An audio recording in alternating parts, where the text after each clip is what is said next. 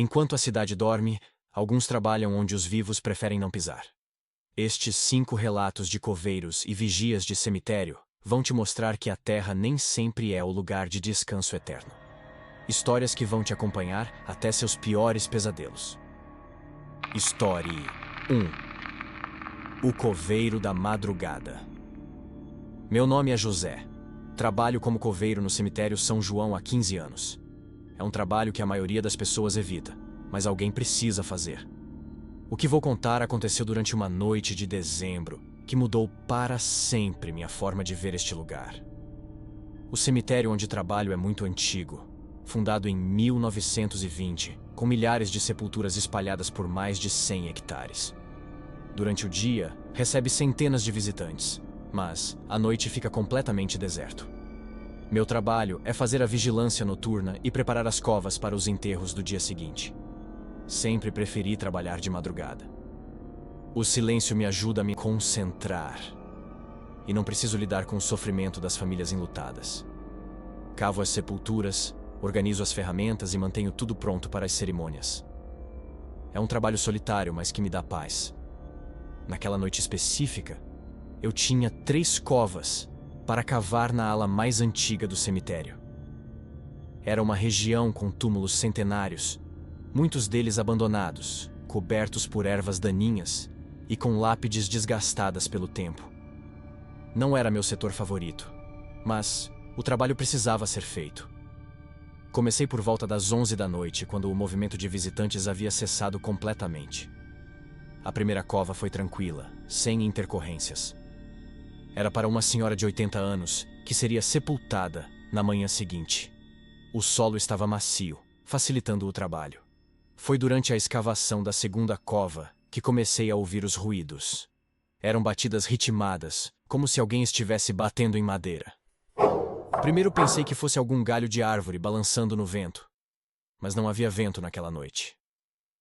As batidas vinham de baixo, do subsolo. Era impossível, mas o som era inconfundível. Toque, toque, toque. Sempre em intervalos regulares de 3 batidas. Parei de cavar e fiquei escutando. O ruído continuava, vindo de algum lugar próximo à cova que eu estava escavando. Deve ser algum animal que se escondeu entre os túmulos. Murmurei para mim mesmo, tentando me tranquilizar. Continuei cavando, mas as batidas ficaram mais altas. Agora pareciam vir de várias direções, como se houvesse múltiplas fontes do som espalhadas pela ala antiga. 3 batidas de um lado, 3 batidas de outro, criando uma espécie de código Morse macabro. Por volta da 1 da manhã, quando a cova estava quase pronta, ouvi algo que me gelou o sangue. Uma voz abafada vinda de baixo da terra. Socorro! Alguém pode me ouvir? Larguei a pá imediatamente e me afastei da cova. A voz era fraca, mas claramente humana. Parecia vir de muito fundo, como se alguém estivesse enterrado vivo e tentando se comunicar.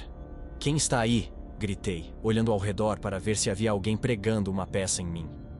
Por favor, me tirem daqui. Não consigo respirar. A voz respondeu ainda mais desesperada. Peguei minha lanterna e iluminei toda a área. Não havia ninguém. Apenas lápides antigas e a cova meio escavada. Mas a voz continuava pedindo ajuda. Agora, acompanhada de outras vozes vindas de diferentes pontos do cemitério. Era como se um coro de vozes subterrâneas tivesse despertado. Homens, mulheres, até crianças. Todos pedindo para serem libertados, para voltarem à superfície. O som era tão real que comecei a cavar freneticamente, pensando que talvez houvesse realmente alguém enterrado por engano. Cavei até quase 2 metros de profundidade, muito além do necessário. Mas não encontrei nada além de terra úmida e minhocas. Mesmo assim, as vozes continuavam, agora mais altas e mais desesperadas. Nos enterraram vivos. Por favor, nos salvem. Faz tanto tempo que estou aqui embaixo. Tenho família esperando por mim. Percebi que não eram vozes de pessoas recentemente enterradas. Eram vozes antigas, de pessoas que haviam morrido décadas atrás. Pessoas que, por algum motivo, não conseguiam aceitar que estavam mortas e continuavam tentando voltar ao mundo dos vivos. Saí correndo do cemitério naquela noite e só voltei quando amanheceu, com outros funcionários. Contei o que havia acontecido, mas ninguém acreditou. Disseram que era imaginação, cansaço ou até mesmo gases do subsolo criando ilusões sonoras. Mas eu sabia que não havia imaginado nada. Voltei para terminar as covas na manhã seguinte e encontrei algo perturbador.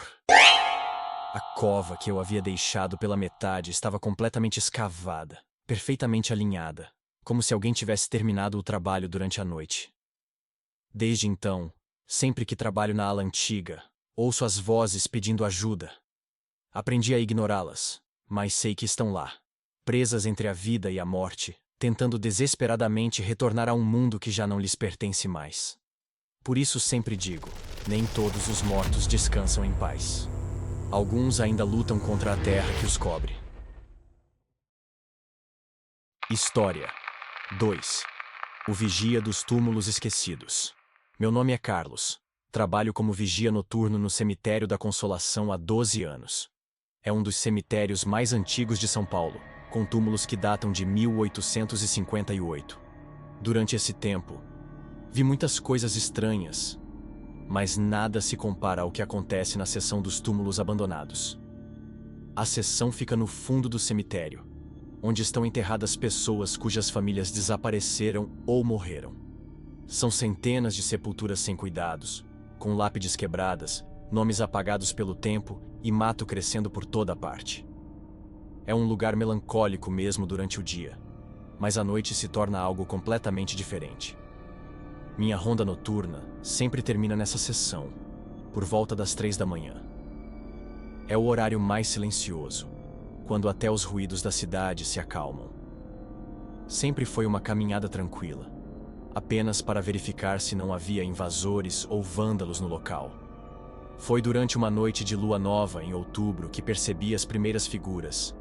Eram silhuetas humanas caminhando entre os túmulos abandonados, movendo-se lentamente, como se procurassem algo. No início, pensei que fossem visitantes que haviam ficado presos após o fechamento. "O cemitério está fechado. Vocês precisam sair!" Gritei, acendendo minha lanterna na direção das figuras. Mas quando a luz as alcançou, elas simplesmente desapareceram. Não correram, não se esconderam, simplesmente se desvaneceram no ar.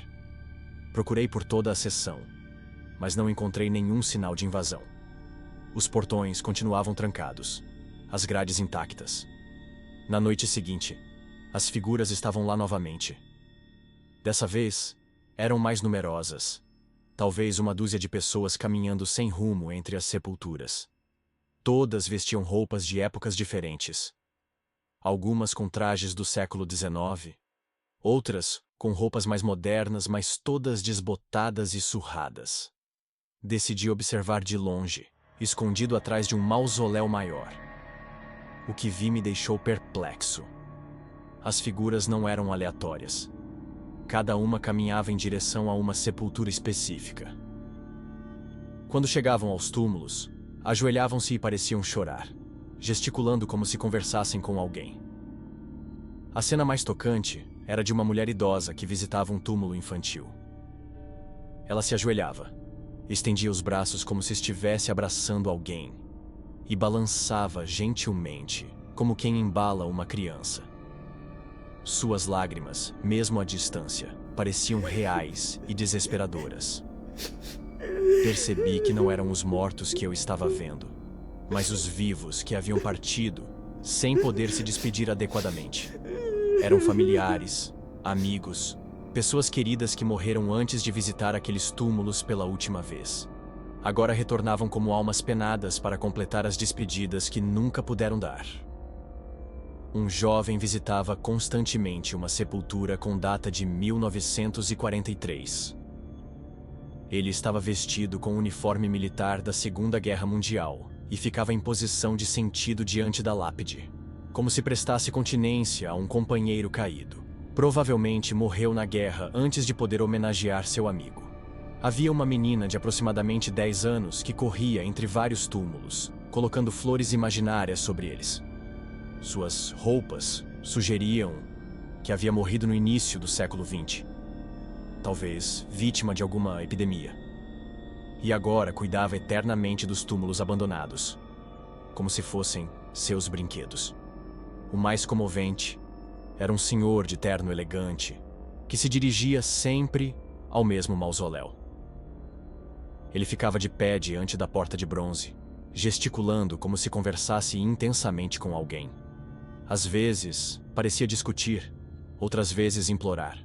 Era claro que havia deixado assuntos pendentes com quem estava ali sepultado.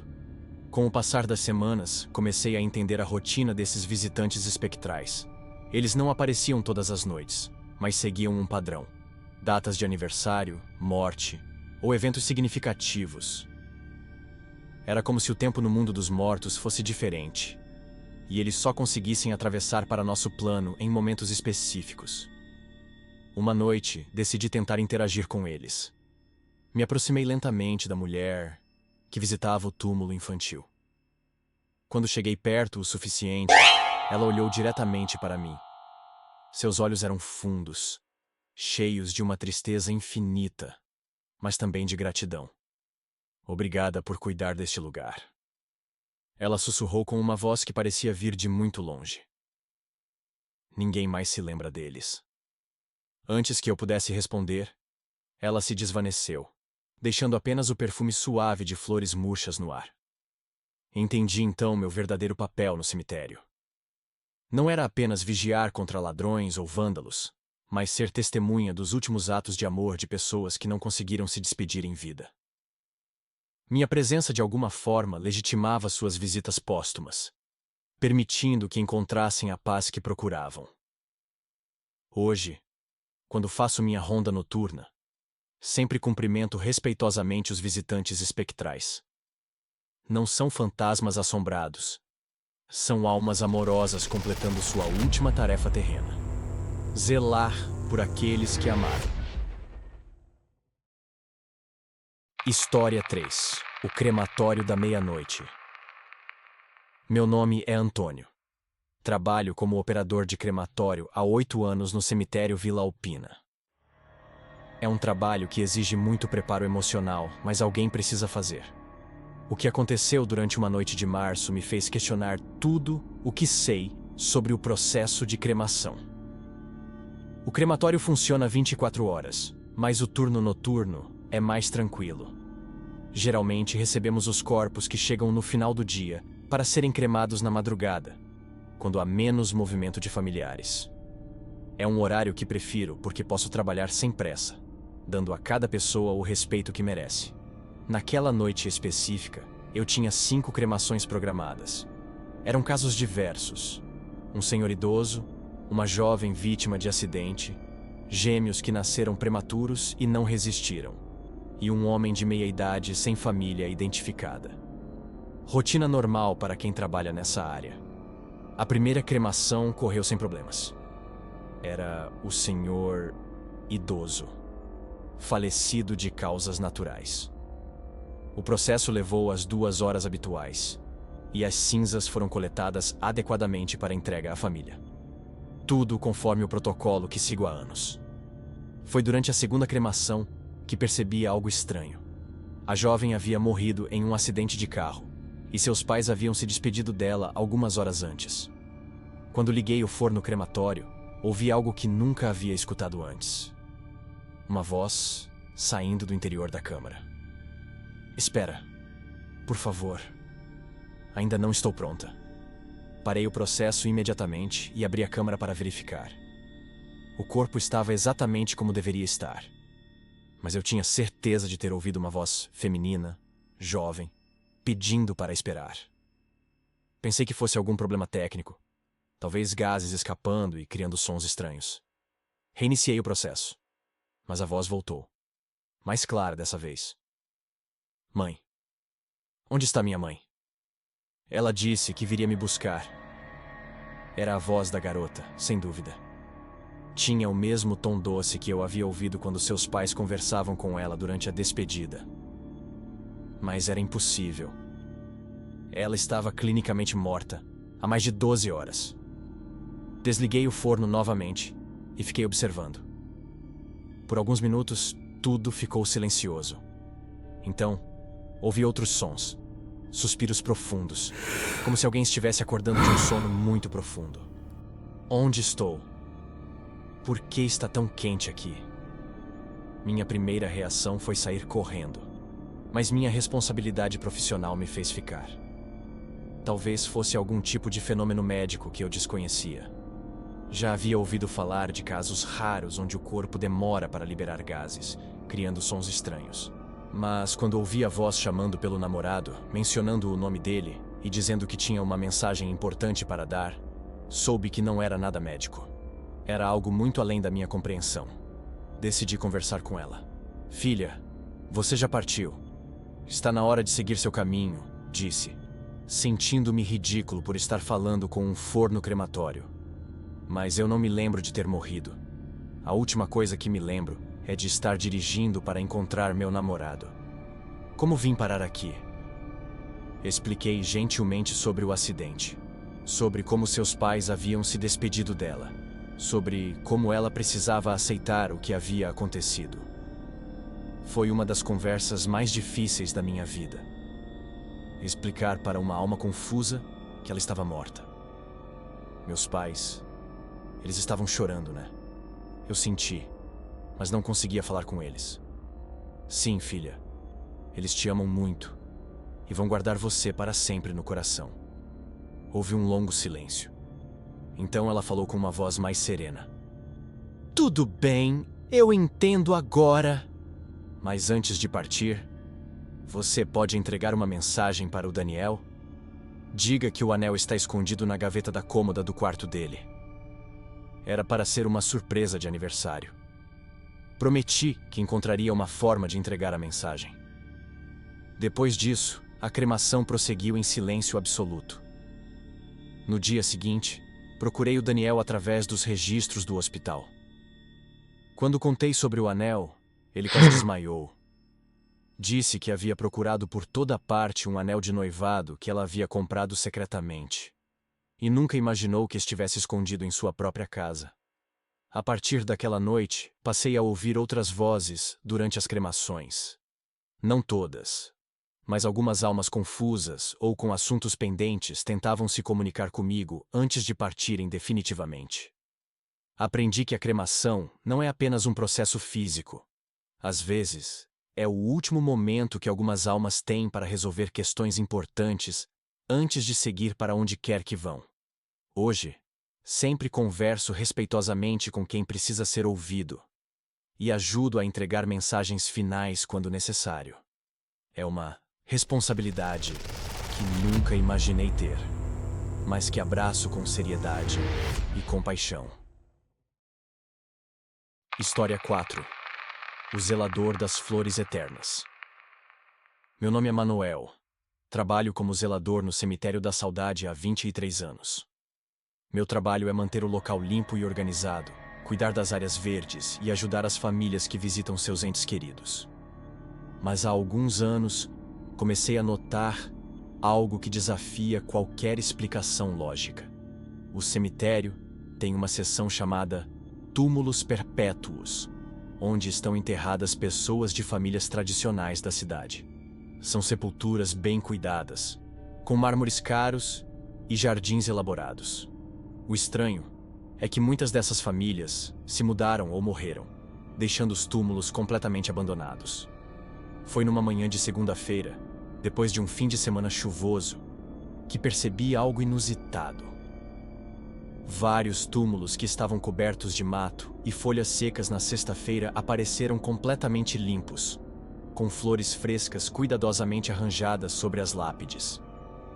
Eram rosas vermelhas, cravos brancos, lírios amarelos, todas perfeitamente conservadas, como se tivessem acabado de ser colocadas por um florista profissional. O mais intrigante era que não havia pegadas na terra úmida ao redor dos túmulos, nenhum sinal de que alguém havia estado ali. Pensei que talvez fosse algum familiar distante que visitava o cemitério muito cedo ou muito tarde, quando não havia movimento. Decidi investigar, chegando mais cedo no dia seguinte para observar se alguém apareceria. Cheguei às 5 da manhã e me posicionei estrategicamente para vigiar a seção dos túmulos perpétuos. Durante 2 horas, não vi ninguém. Mas quando fiz minha ronda das 7, encontrei 3 túmulos novos com arranjos florais frescos, que definitivamente não estavam lá antes. Era impossível. Eu estava observando a área. Não havia como alguém ter passado despercebido. Além disso, as flores eram de espécies diferentes, algumas raras e caras. Não o tipo que se encontra facilmente em qualquer floricultura. Na semana seguinte, resolvi passar a noite inteira no cemitério, escondido atrás de um mausoléu com vista privilegiada para a área. Por volta das 3 da manhã, quando tudo estava em completo silêncio, comecei a ver as primeiras figuras. Eram pessoas vestidas com roupas elegantes de diferentes épocas. Mulheres com vestidos longos dos anos 50, homens de terno e gravata, senhoras com chapéus e luvas. Todos caminhavam em direção aos túmulos com arranjos florais nas mãos. O mais impressionante era a reverência com que tratavam cada sepultura.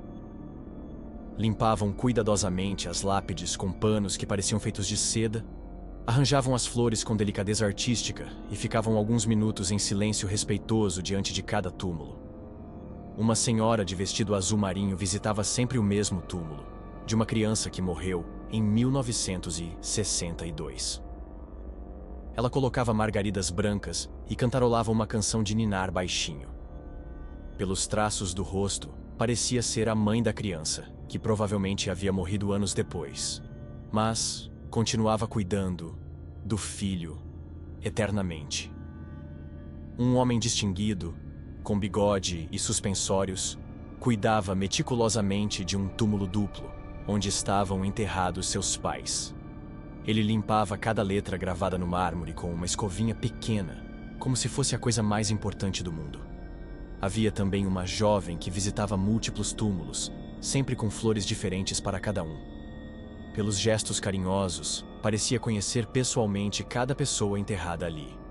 Talvez fosse uma enfermeira ou cuidadora que havia morrido e continuava zelando por seus antigos pacientes. O que mais me tocou foi ver que eles trabalhavam em completa harmonia, sem se comunicar, mas respeitando o espaço e o tempo de cada um. Era como uma dança silenciosa de amor e devoção que acontecia todas as noites, longe dos olhos dos vivos.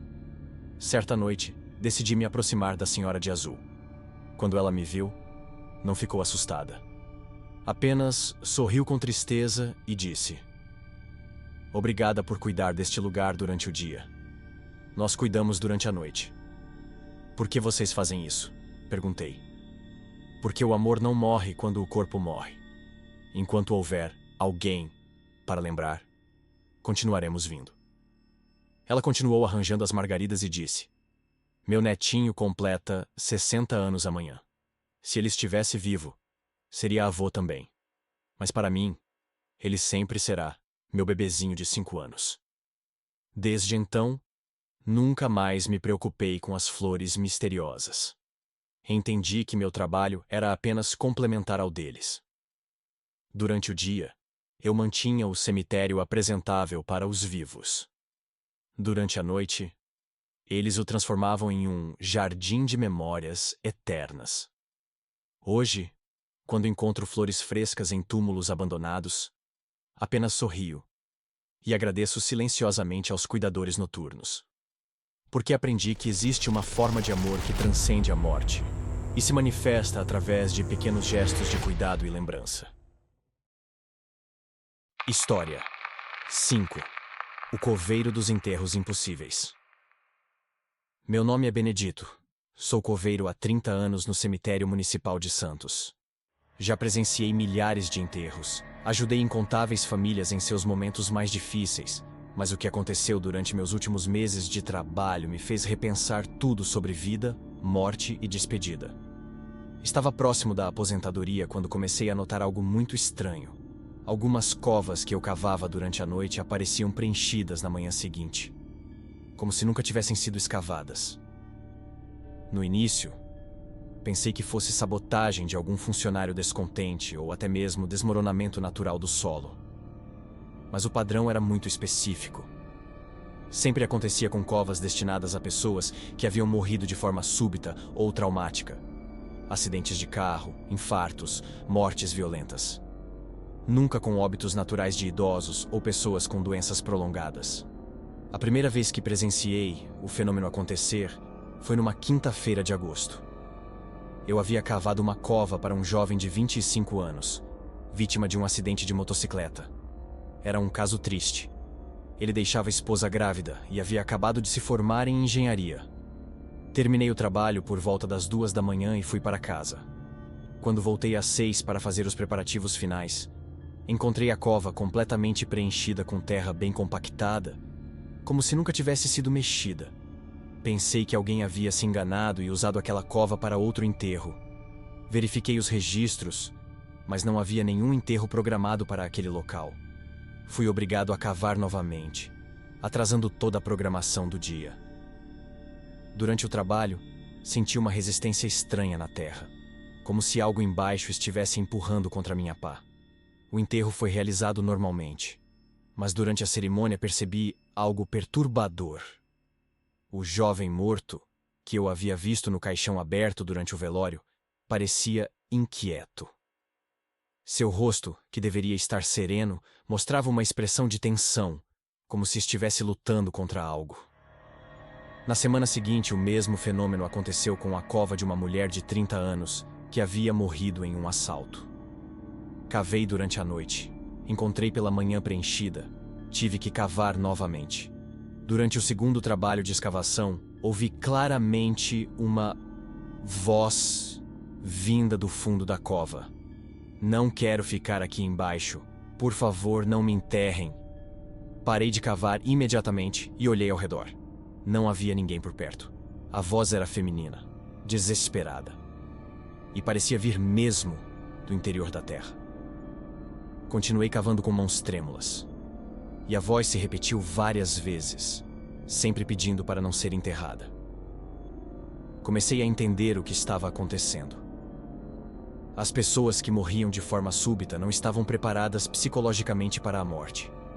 Suas almas rejeitavam violentamente a ideia de serem enterradas, de serem separadas definitivamente do mundo dos vivos. Durante o enterro da mulher, notei que familiares relatavam sonhos estranhos. O marido disse que ela havia aparecido no sonho dele implorando para ser cremada em vez de enterrada. A filha adolescente contou que sentia a presença da mãe em casa, como se ela não tivesse partido realmente. Decidi fazer um experimento. Na próxima cova que se preenchesse sozinha, em vez de cavar novamente, conversei com a pessoa que seria enterrada ali. Filha, você precisa aceitar que já partiu. Sei que foi muito rápido, que você não estava preparada, mas agora precisa descansar. Era uma jovem de 19 anos, vítima de uma overdose acidental. Falei com carinho, explicando que a família precisava fazer o luto adequado, que o enterro era importante para eles também, não apenas para ela. Prometo que sua cova será cuidada com carinho. Não tenha medo da escuridão. É apenas um sono tranquilo até encontrar sua família novamente. Cavei novamente, mas dessa vez sem resistência. A terra se movia facilmente, como se ela tivesse finalmente aceito seu destino. Durante o enterro, seu rosto estava sereno, em paz. A partir daquele dia, sempre que uma cova se preenchia sozinha, eu conversava respeitosamente com a pessoa antes de cavar novamente. Explicava sobre a importância do ritual, sobre como isso ajudaria a família a se despedir, sobre como não era um fim, mas uma transformação. Na maioria dos casos, funcionava. As almas inquietas encontravam paz através da conversa e permitiam que o enterro acontecesse normalmente. Aprendi que morrer de forma súbita deixa a alma confusa, perdida entre dois mundos. Meu papel não era apenas cavar covas, mas também ajudar essas almas a compreender e aceitar sua nova condição. Hoje, aposentado.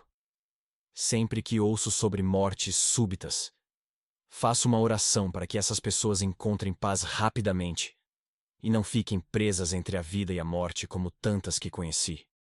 Eu sou o Victor, e esse é o Durma, se você for capaz. Se essas histórias dos cemitérios da madrugada já te deixaram sem dormir, prepare-se para a próxima semana. Vamos entrar nas estradas abandonadas do interior, onde motoristas de caminhão e passageiros de ônibus noturnos descobriram que nem todos os que pedem carona estão realmente vivos. Relatos que vão te fazer pensar 2 vezes antes de viajar de madrugada.